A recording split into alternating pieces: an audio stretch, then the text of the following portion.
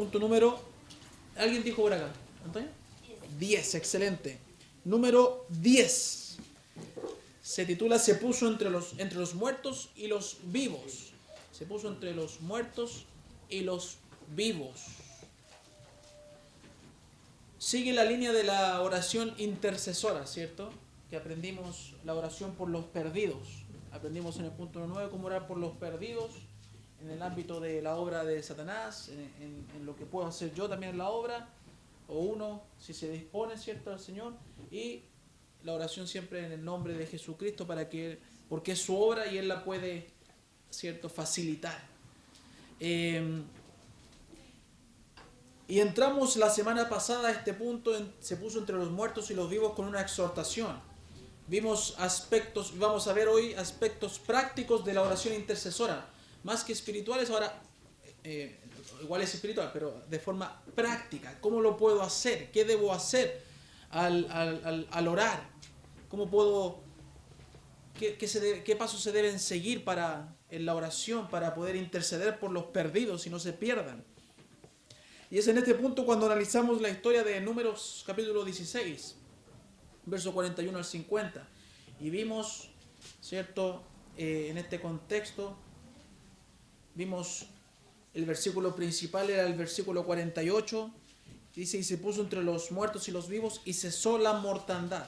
Aarón se puso entre los vivos y los muertos para detener el desastre que había hecho el pueblo, ¿cierto? Y dijimos que este texto lo podemos tomar de dos formas. Los creyentes o la iglesia como un incentivo para ver la responsabilidad que la iglesia tiene a seguir en el ejemplo de Aarón que vamos a analizar hoy. Y el perdido, ¿cierto?, en el ejemplo de Coré, deben considerar muy bien cómo se acercan a Dios. Observamos el contexto y vimos todas las consecuencias que surgieron de la rebelión de Coré y su séquito. ¿Se acuerdan? ¿Se acuerdan algo de la historia, no? ¿Sí? Ya, no estoy solo. Ellos, cierto, murmuraron en contra de Moisés y en contra de Aarón. Ambicionaron tener el puesto de Aarón, Coré principalmente. Sabemos que fueron juzgados, ¿cierto? Fueron juzgados por Dios. Coré y todos los otros hombres con sus familias fueron tragados vivos al Seol. Y los otros 250.000, ¿cierto?, que también se habían rebelado, fueron consumidos por el fuego. ¿Se acuerdan de eso? Y el otro día, ¿qué pasó? El pueblo murmuró nuevamente, se quejó porque había sido demasiado severo el juicio de los líderes de Dios, decían ellos, de los líderes de Dios. Increíble. Dios, que dice que Él se airó, Él se enojó, ¿cierto?, con el pueblo y quería exterminarlo. Mandó una plaga, en su ira mandó una plaga para terminar con este pueblo rebelde, que ya en varias ocasiones, si uno lee el Pentateuco, ya había sido rebelde, Dios había tenido misericordia, los juzgaba, los perdonaba, y de repente, ¿cierto?, de nuevo surge esta rebelión y Dios se airó. Él sintió ira. Este pecado entonces del pueblo, dijimos que desató la ira de Dios por medio de una plaga que había de acabar por completo con el pueblo. De la misma forma, dijimos, ¿cierto?, paralelamente a la actualidad, está la ira de Dios en el hombre, en aquellos que no han depositado su fe en Jesús y no se han arrepentido de sus pecados. La ira de Dios está en el hombre, están en condenación, dice Juan 3:36, ¿cierto? Leímos ese versículo la semana pasada.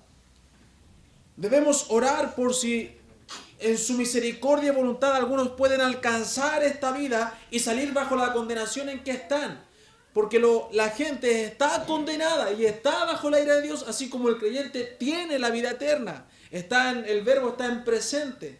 Y debemos orar porque hay mucha gente condenada, como vamos a ver más adelante que Moisés y Aarón hicieron, y lo hicieron más de una vez, ¿cierto?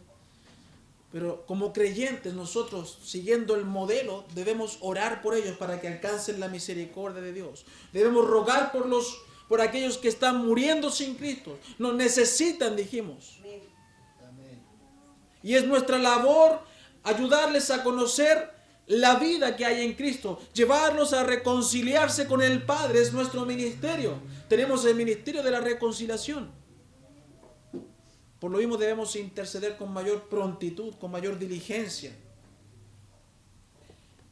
Vimos también que si bien no somos Aarón o Cristo por los cuales podemos expiar los pecados de otros, somos los enviados a entregar ese mensaje expiatorio, ese mensaje de salvación y presentar el evangelio de vida y de perdón de pecados. Debemos orar porque más hombres conozcan del amor de Dios y no caigan en la ira de Dios por sus pecados. Debemos cumplir nuestra labor intercesora con responsabilidad y efectividad. Eso vimos la semana anterior. ¿Se va recordando ya? ¿Sí? Qué bueno. Entonces, comenzamos y seguimos hablando hoy de esta labor. Debemos cumplir nuestra labor.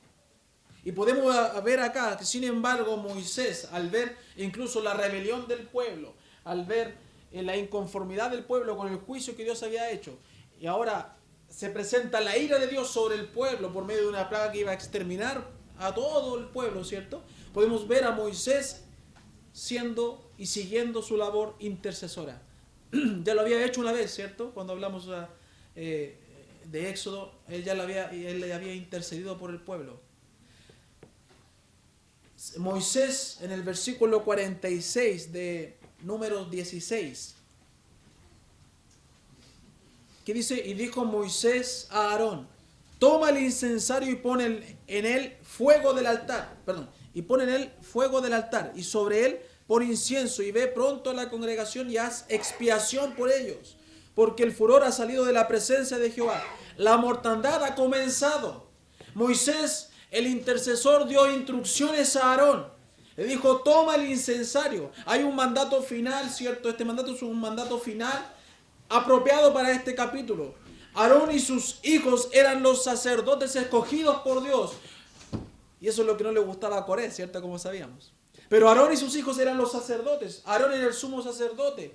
Debía él, como sumo sacerdote, y los sacerdotes, tomar el incensario y ponerlo, ¿cierto?, delante del altar, delante del Señor, ¿cierto? Y porque era su labor como sacerdote de Dios. Solo ellos podían ministrar ante el altar de Dios. ¿Sabía usted eso? ¿Cierto que lo sabe, cierto? Solo ellos podían ministrar, tenían la función de ministrar delante del altar de Dios. Nadie más. Los otros levitas tenían diferentes funciones, pero su familia tenía la función de servir delante del altar y llevar todas las ordenanzas de la expiación y entrar a los lugares santos y santísimos, ¿cierto? Él tenía esa función. Solamente él. Gracias a Cristo, de acá empezamos a ver el paralelo con nosotros. Gracias a Cristo, como dice la carta de Primera de Pedro, capítulo 2, verso 9, y lo dijimos el domingo, tenemos un real sacerdocio. Gracias a Cristo tenemos un real sacerdocio, o sea, tenemos un sacerdocio con la capacidad, ¿cierto?, de gobernar como los reyes. Con la victoria de Cristo en la cruz, tenemos la capacidad de ser sacerdotes. Esto es de poder ir directamente a Dios sin temor, porque somos sacerdotes.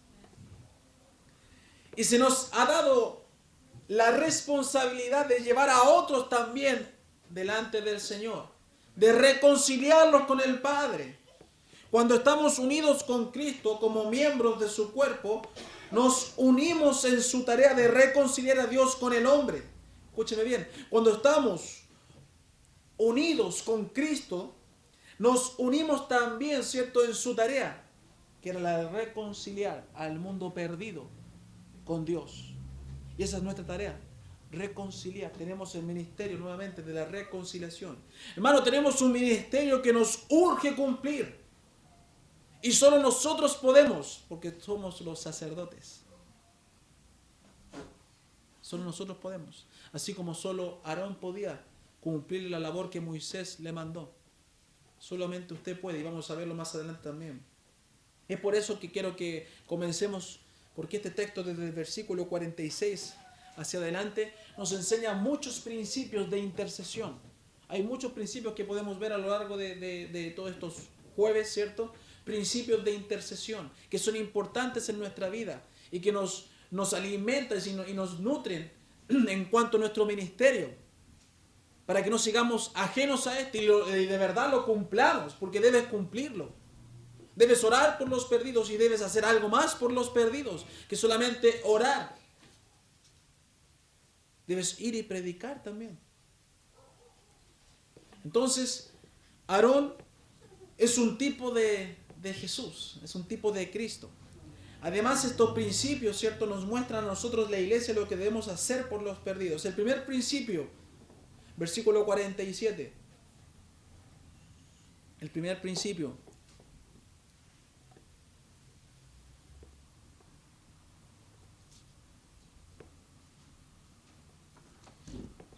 Dijimos que el 46, Moisés le dio la instrucción, ¿cierto? Anda y haz esto, ¿cierto? ¿Y qué hizo él en su labor intercesora? Porque tenía que ir y ponerse entre los muertos y los vivos. ¿Qué fue lo primero que él hizo? Vamos, participemos. No. Bueno, lo segundo. Principio que nos muestra, principio. No, ¿cómo? No, está ahí literal. Dice, Él corrió en medio de la congregación. El primer principio que vamos a ver hoy es que Aarón corrió entre la gente. Dice el 47 que corrió en medio de la congregación. ¿Qué quiere decir esto? Si usted se imagina un sacerdote anciano corriendo. Raro, ¿cierto? Usted ve a los sacerdotes de ahora, ¿cierto? A los monjes, todos tranquilos. Queridos hermanos, ¿cierto? Todo pacífico.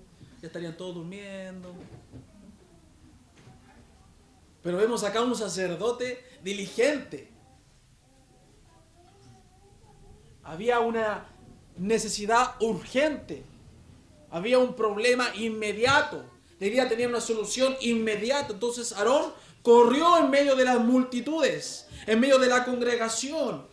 Este anciano sacerdote corrió para salvar a aquellos que se habían vuelto contra él. Imagínense, hermano mío, qué impactante es.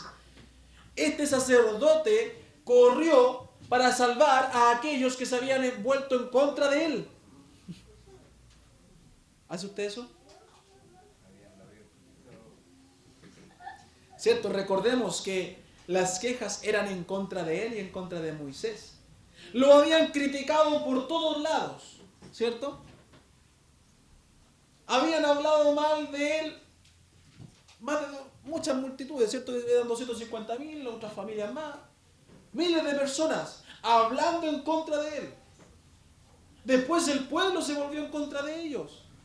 Pero este hombre salió corriendo por esas personas. ¿Se fija? Corrió por aquellos que se estaban perdiendo y muriendo. Él no tomó en cuenta las circunstancias, la adversidad. Él no tomó en cuenta eso y corrió para mostrarles el amor de Dios. El amor, ese amor que perdona al pecador. Yo no he visto el video de hermana Gaby, pero me imagino que va por ahí. Lo único que sé es que le dije que a Jorge que le iba a decir que él estaba llorando con el video, que le iba a poner en vergüenza en la iglesia. Estaba viendo el video y se le caía los lágrimas. Me dijo, ¿por qué estás llorando? Le digo, te voy a decir a la iglesia que estás llorando. A avergonzarte, llorón. No. Dije, y no lo voy a ver contigo porque yo sé que voy a llorar.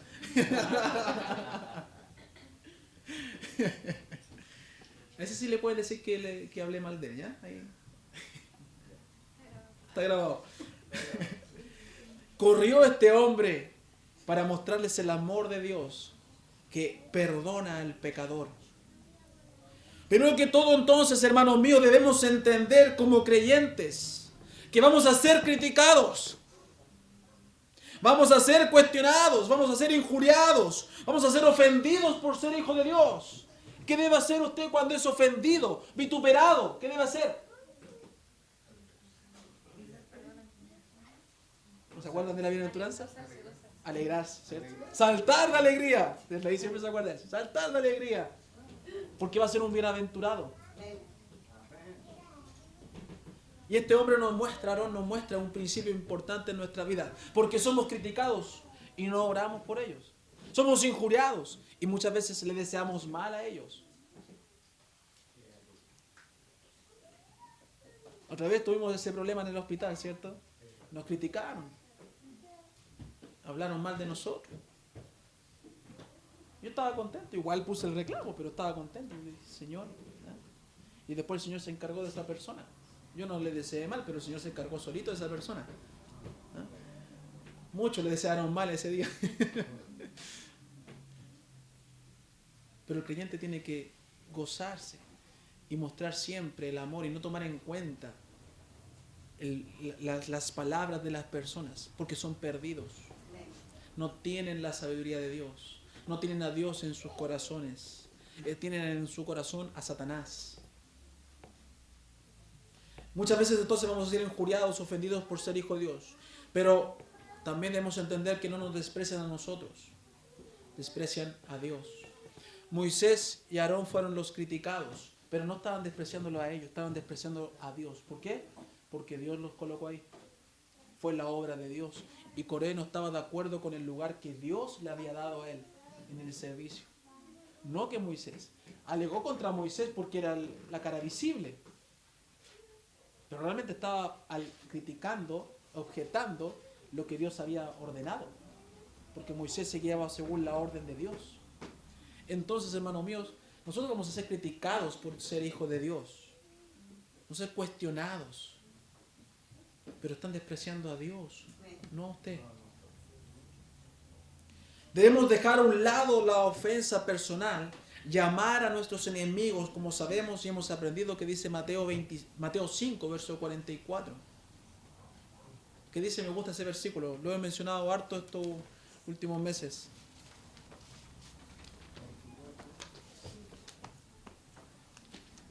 Sabe que memorizarlo y aprenderlo sirve de harto en el día a día. Pero yo os digo, amad a vuestros enemigos. Amad, hermano mío, amarlo. Bendecid a los que os maldicen. A ese que te garabatea en la calle, ¿eh? Responderle con una bendición. Pero de verdad sí, no Dios te bendiga. Incircunciso. Haced bien a los que os aborrecen. Llorar por los que ultrajan y os persiguen. Hermano mío, tú tienes que actuar así. Porque no vas a poder cumplir tu labor si tienes un corazón contaminado, un corazón lleno de rencor y de odio, un corazón amargado. No vas a poder cumplir tu labor porque vas a ver siempre a la persona y no la necesidad de la persona. El perdido necesita a Dios y debes correr por ellos. No mirar lo que te han hecho, sino mirar lo que pueden llegar a hacer con Dios en sus corazones. Así como alguien corrió por ti y no te miró como eras, sino que miraba lo que Dios podía hacer en ti, cómo Dios podía cambiar tu corazón. Entonces no fue lo que hizo Aarón, ¿cierto? No fue lo que hizo Cristo. No miraron a las personas. ¿Qué hizo Aarón? Aarón miró la necesidad. Miró que el pecador podía ser perdonado. ¿Qué hizo Cristo en la cruz? Padre, perdónalos, porque no saben lo que hacen.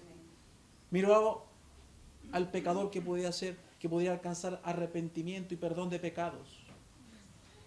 Entonces, Aarón no miró las quejas ni los que lo injuriaban. Cristo no miró las quejas o los que lo injuriaban y condenaban. ¿Tú debes hacer algo diferente? No, debes hacer lo que hizo Cristo. Imitarlo a Él. Es lo que debemos hacer nosotros, hermanos míos.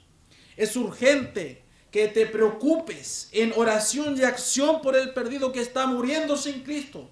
¿Cómo no sentir compasión por aquellas almas? Hermanos, la mortandad crece cada vez más. Cada día más mueren y mueren personas. Y ahí usted está lamentándose cuando ve la noticia. Uy, murió otra persona. Uy, murió otra persona. Uy, que mueren personas. Pero nada más. ¿Sabe? Hoy día hablábamos con el hermano Jorge en el almuerzo de películas cristianas.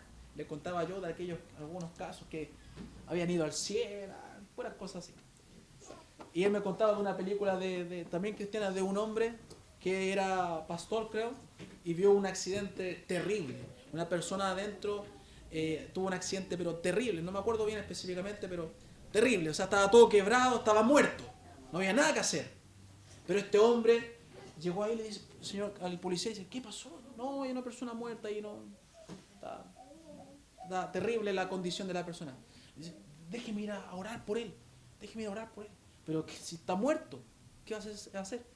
No, pero déjeme ir a orar por él. Siento un celo. El Señor me dice que ore por él. No, mira, anda a predicarle a la otra gente, anda a orar por la gente que está ahí. Si está muerto, no hay nada que hacer. Ya los médicos se habían retirado y todo, ya lo habían dejado. Y esta persona fue tan insistente que le dijo, mira, ¿sabes qué? Anda ya, le dijo. En buen chilense. Anda. Y esta persona, este pastor, se acercó como pudo al auto, estaba el auto destrozado, ¿cierto? Y tocó un poco ahí, el hombro le tocó a la persona y empezó a orar por él. Empezó a orar por él. Espero que hayas conocido al Señor, espero que tu alma la hayas entregado al Señor. No sé cómo moriste, pero espero que hayas sido hijo del Señor. Y empezó a cantar un himno. ¿La conocen ya, cierto? Empezó a cantar un himno. Bueno, entonces ya saben el final.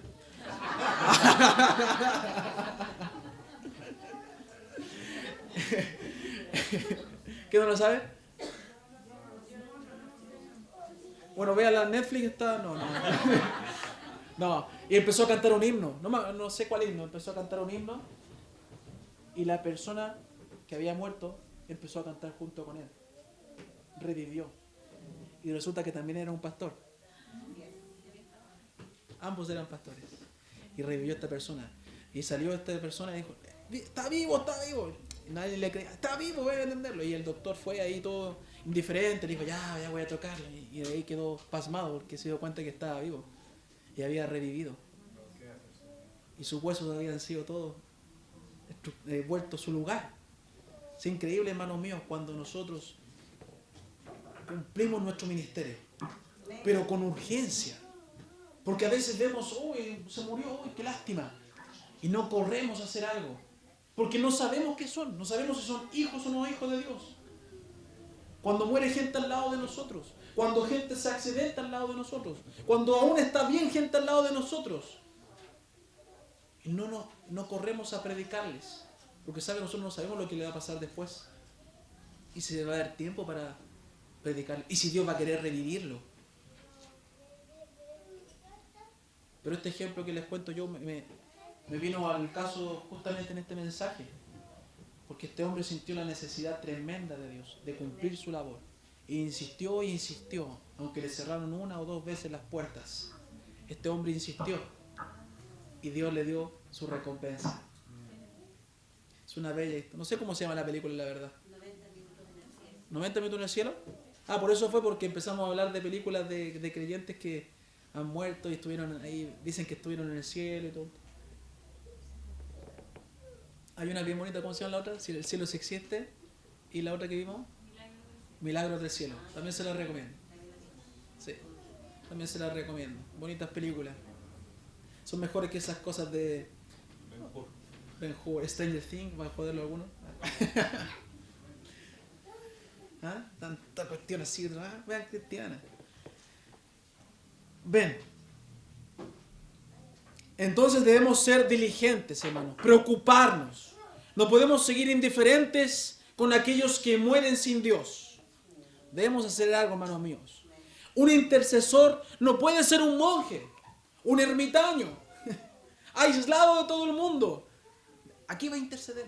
Yo veo y pensaba cuando estudiaba en todas estas pseudo religiones, ¿cierto? Y creencias que hay, estos monjes, los monjes tibetanos, aislados de todo el mundo. ¿De qué les sirve?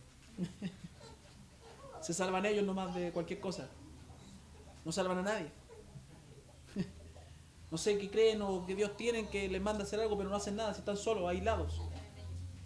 Ellos mismos, simplemente. Egoístas. Un intercesor no puede ser así.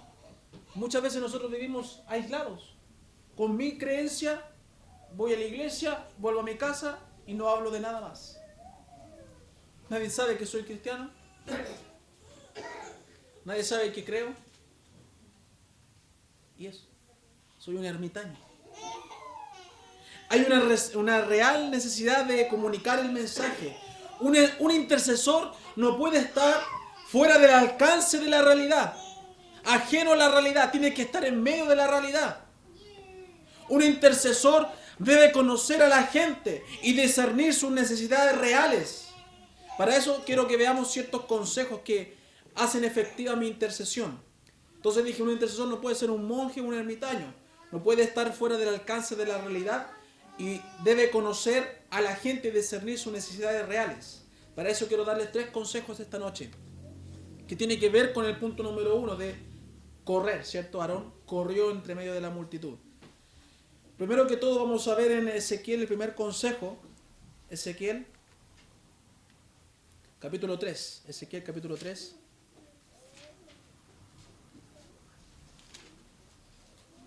Versículo 14 al 16. Ezequiel 3, 14 al 16. Amén. Dice, me levantó pues el espíritu y me tomó y me fui en amargura en la indignación de mi espíritu. Pero la mano de Jehová era fuerte sobre mí. Y vine a los cautivos en Tel Aviv, que moraban junto al río Quebar, y me senté donde ellos estaban sentados. Y allí permanecí 7 días atónito entre ellos. Y aconteció que al cabo de los 7 días vino a mí palabra de Jehová diciendo. Y ahí, ¿cierto? Ya conocemos un poco de la historia de la atalaya. El primer consejo que quiero que entendamos de por qué Aarón corrió entre medio de la congregación es porque Aarón, ¿cierto?, estaba donde ellos estaban. Debemos estar donde ellos están para ser un intercesor. No podemos estar ajenos a ellos. Debemos estar donde la gente está. Este sacerdote, ¿cierto?, y profeta Ezequiel tenía la misión de comunicar el mensaje de Dios. ¿Y sabe dónde estaba él? ¿Alguien sabe dónde estaba Ezequiel?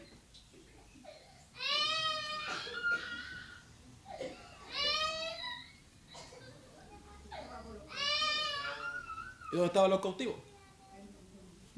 Dígalo con convicción. En Babilonia. Ezequiel tenía que comunicar el mensaje de Dios en Babilonia, en medio de las calles de Babilonia. Ahí tenía que comunicar las verdades. Jeremías estaba en Israel. Ezequiel era parte de los cautivos. Y tenía que comunicar el mensaje al pueblo en esas calles, hermano. En medio de la oposición, en medio de la esclavitud, tenía que comunicar el mensaje del Señor. No debió haber sido fácil, ¿cierto? No debió haber sido fácil. ¿Y sabe por qué? Porque el versículo 14 nos muestra que no fue fácil para él. Dice que el versículo 14 que el Espíritu le mandó a hacer algo con lo cual él luchaba. Dice que fue, ¿cierto qué? En amargura. ¿Qué quiere decir que fue en amargura? Significa que fue en aflicción, con angustia. No estaba contento con lo que iba a hacer y con lo que Dios le había encomendado. Él fue en amargura. La perspectiva humana de Ezequiel hacía que se centrase en el desagradable llamamiento de entregar un mensaje al que tal vez, pensaba él, nadie prestaría atención. La indignación de su espíritu muestra su molestia y su enojo. Sin embargo, dice que la mano de Jehová estaba presente para ayudarle a superar esos sentimientos y ponerle en marcha para vivir y ministrar entre los cautivos. Hermanos míos, a diario luchamos con estos sentimientos. ¿Por qué tengo que hacer esto? Señor, ¿por qué me mandas a hacer esto? Y cuando no lo hacemos, ay, no lo hice, pero ay, luché con eso. A diario luchamos con sentimientos de servir o no servir al Señor. ¿Tendré que hacerlo aquí?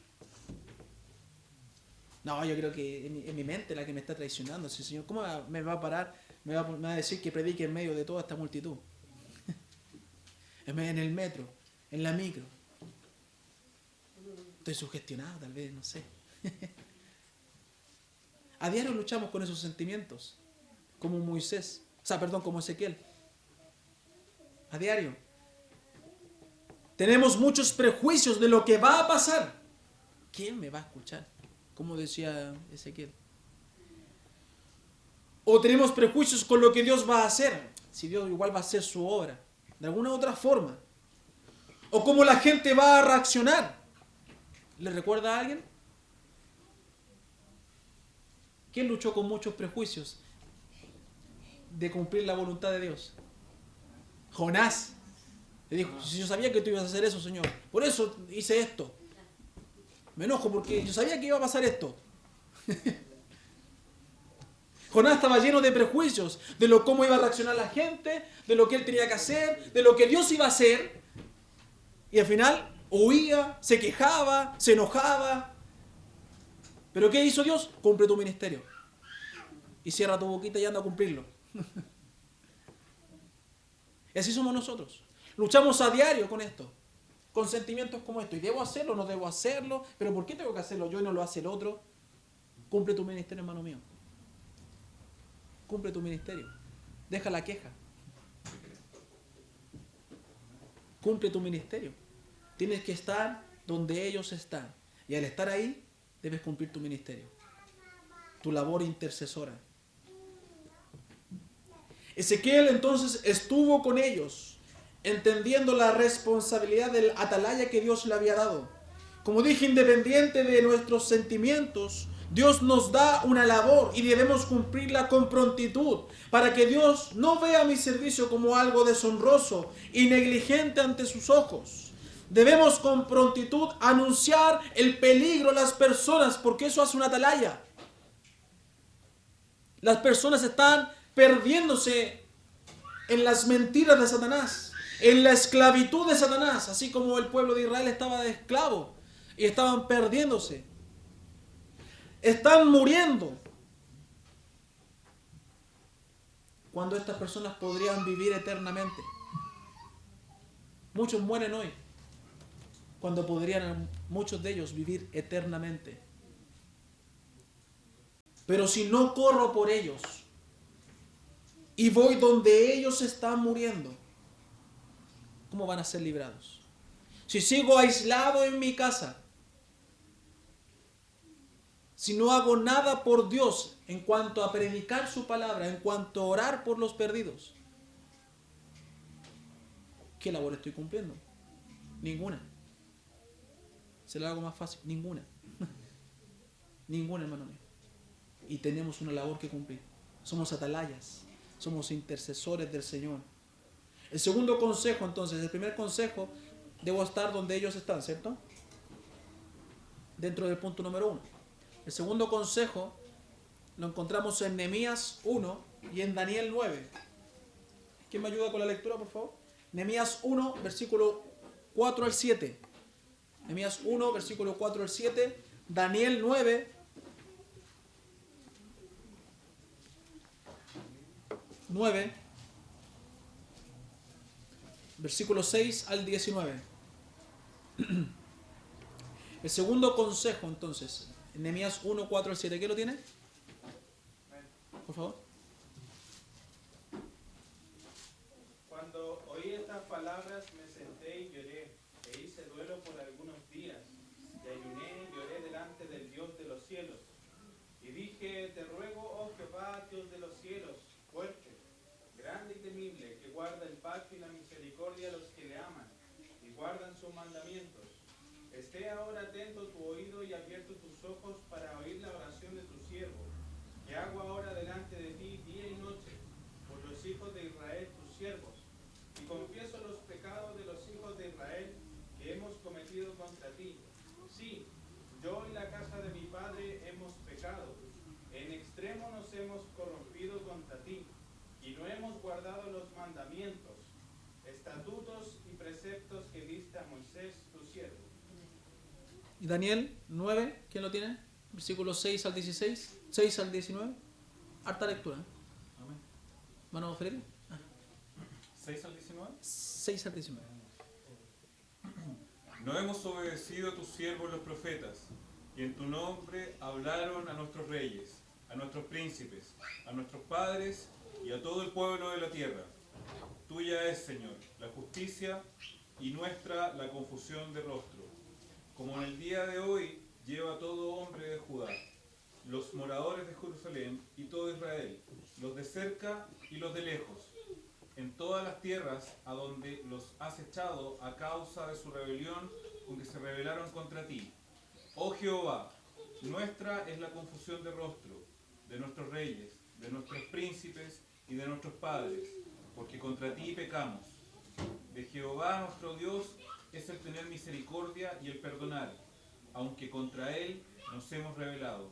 Y no obedecimos a la voz de Jehová nuestro Dios, para andar en sus leyes que él puso delante de nosotros por medio de sus siervos los profetas.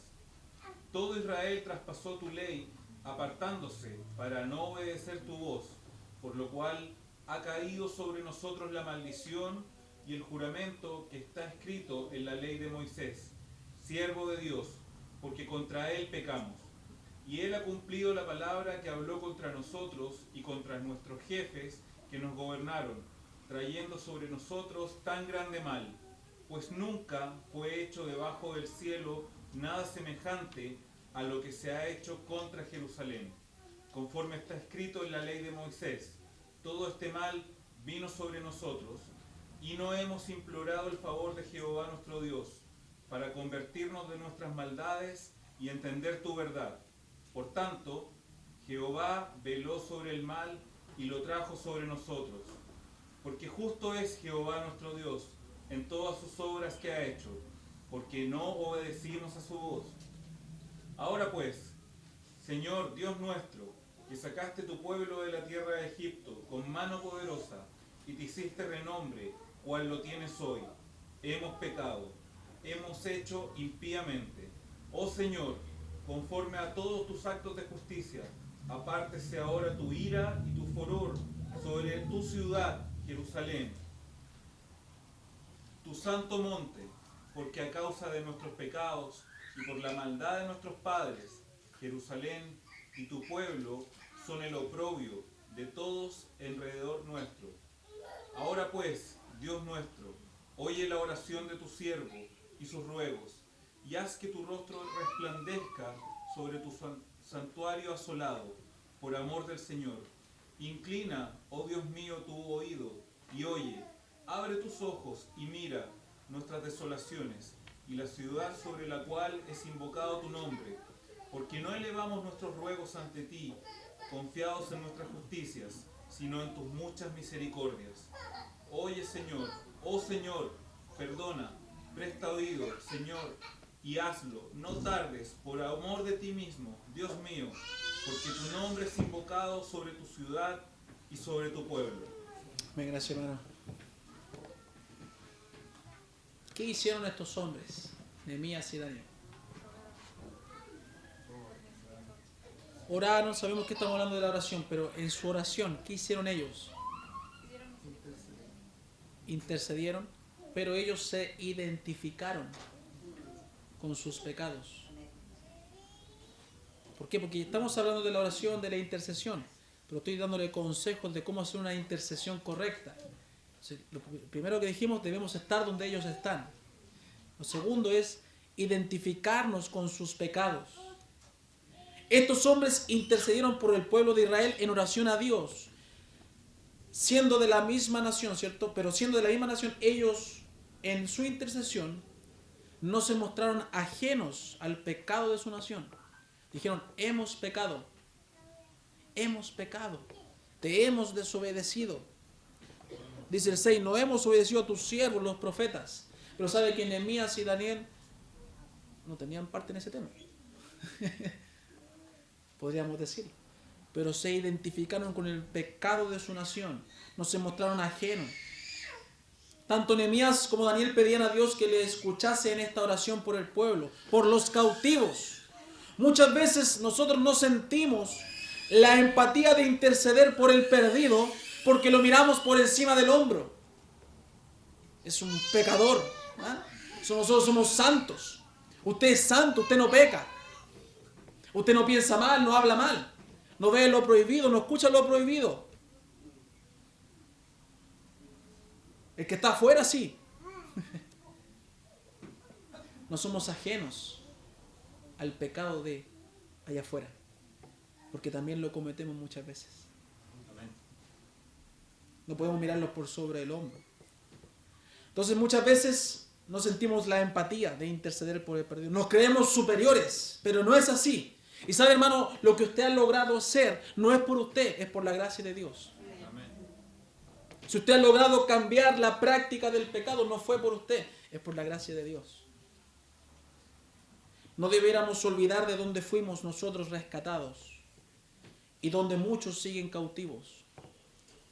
¿Recuerda dónde Dios te sacó? Amén. Hay muchos más que siguen ahí. Hay muchos más que siguen ahí, cautivos.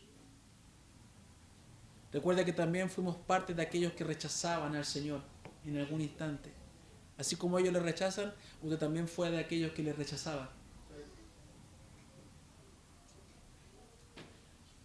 Era de aquellos que estaban bajo la ira de Dios, condenado. No olvidemos de dónde Dios nos rescató. Nehemías y Daniel llegaron a tener buenos puestos, ¿cierto? Y mucha autoridad en otras tierras. Pero no por eso se olvidaron de Dios y de los cautivos de su nación. No es que nosotros practiquemos sus pecados, pero sí debemos orar para que sean librados de estos, porque están sumergidos en el engaño de Satanás. No me corresponde, hermano, a mí, no le corresponde a usted juzgar a las personas. Me corresponde hacer lo posible para que no sigan más en el juicio de Dios, bajo la ira de Dios. Deje de juzgar a la gente. Deje de condenarle y mandarle al infierno, porque usted no lo condenó. Están condenados por Dios. Lo que me corresponde a mí, lo que le corresponde a usted es hacer algo para que salgan de ese juicio, para que sean librados. No los mire con desprecio, mírelos con amor y corra hacia ellos. Corra a interceder por ellos. El tercer consejo y último lo encontramos también en los mismos libros, en Nehemías 1, 6 al 7, ya lo leímos, ¿cierto? Y Daniel 9 también, versículo 5. Y en Salmo 106, verso 6, llámalo Manuel Yankee, yo le voy a dar ese, desde día 1. Salmo 106, verso 6. Me lo aprendí, hermano. 106, verso 6. Es Nehemías 1, de nuevo, 6 al 7. Salmo 106, verso 6. Y Daniel 9, verso 5. Salmo 106, verso 6. Pecamos nosotros como nuestros padres. Hicimos iniquidad, hicimos impiedad. Y Daniel 9, verso 5 dice: hemos pecado, hemos cometido iniquidad, hemos hecho impíamente y hemos sido rebeldes y nos hemos apartado de tus mandamientos y de tus ordenanzas. No solamente nos identificamos con los pecados de las personas porque los hemos practicado, sino que también confesamos nuestros pecados. Mire, estos hombres no solo se identificaron, como dije, sino que se hicieron parte de la confesión. Le ayudaron en la intercesión a que Dios viese: Padre, no te merecemos, pero por favor perdónanos, porque hemos pecado delante de ti. Eso hicieron ellos. No merecemos tu salvación. Así como cuando usted ora con el perdido: yo no merezco la salvación, usted no la merece, pero Dios se la dio. Amén. ¿Y qué hizo para eso? Confesó sus pecados, ¿cierto? Se arrepintió de ellos. Así tiene que guiar en oración, en intercesión al perdido. ¿Por qué? Porque la confesión es la que libera, es la que liberta. Gracias, hermano. La confesión muestra arrepentimiento. El perdido no debe ver en mí a un hombre extraño, sino que a uno que pasó por lo mismo, sino que a uno que estaba en el lodo, sino que a uno que fue rescatado, a uno que estaba en la misma condición y puede ver a uno que ha sido transformado por el Señor. No un hombre, un superhombre, una supermujer superior. No, es que tú no eres escogido. Tú no eres especial para Dios. Tú no eres aquí y allá. Tú no tienes ciertos atributos.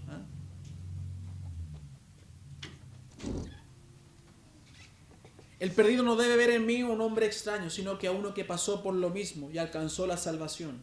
Todos hemos pecado y todos hemos hecho lo que ofende al Señor.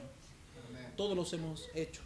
Entonces, 3 consejos en la intercesión para ir con prontitud. Debo estar donde ellos están. Debo identificarme con su situación, con sus pecados. Y debo también ser parte de la confesión, del arrepentimiento, guiarlos a eso, que no nos sientan ajenos. Sin duda, una actitud contraria a esto hace que yo, ¿cierto?, no mueva ni un pie por hacer algo. Si yo pienso diferente, ¿y por qué tengo que estar con ellos? ¿Y por qué tengo que arrepentirme de algo? ¿Y por qué esto? ¿Y por qué debo orar por ellos? Si yo tengo esa actitud, hermano mío, si usted tiene esa actitud, usted no va a mover ni un pie. Ni un pie por los perdidos. Cosa que claramente no debemos hacer. No debemos mover solamente un pie. Debemos mover todo nuestro ser por el perdido. En servicio a Dios. Debemos orar por el perdido. No estar ajenos a sus necesidades. Porque son las mismas que un día yo tuve. Usted tuvo. Necesitan a Cristo en sus vidas. No lo saben, hermanos míos. O no lo entienden. Y usted está para darles esa luz. Esa claridad. Usted está para eso. Es su ministerio, hermano mío. Pero si no corre por esto y no se pone entre los vivos y los muertos, sino que decide quedarse tranquilo viviendo una vida como le plazca, ¿cierto? Pasará usted a ser juzgado por Dios y exhortado por Dios. ¿Sabe, hermano mío? Usted corre todo el día. Y hoy está cansado, ¿cierto? Corrió todo el día. De aquí para allá. ¿Ah? Hizo todo, cumplió su labor. Se preocupó de ser responsable en su trabajo y corrió y hizo todo bien. Y le fue bien, qué bueno. Terminó sus funciones, qué rico. Y es lo que debemos hacer. Y porque aún en eso lo hacemos para el Señor. Están los niños acá conversando por si acaso, no sé quiénes son. Pero hay una carrera, hermano mío, más importante y está en los caminos del Señor. Y sabe, muchos no llegan a la meta o van en un paso muy lento. Y mientras tanto, mientras que usted decide caminar en vez de correr por los perdidos, muchos se pierden, muchos van al infierno, muchos mueren condenados. Mientras usted decide correr lentamente, caminar en la carrera espiritual. Pero para sus otros quehaceres usted llega a correr y a sudar. Debería sudar por Cristo. Debería poner la misma diligencia y aún más por Cristo, por cumplir su labor. Porque para eso estamos aquí, para cumplir nuestro ministerio, para hacer luz, dijimos el domingo. Cumple tu ministerio, hermano mío. Así como corres y te esfuerzas y te estresas y te afanas y lloras y te enojas y todo lo que haces. Si pusieras toda esa intensidad en un perdido, en un perdido, toda esa intensidad, todas esas emociones, yo creo que tendrías muchos más frutos que los que tienes ahora.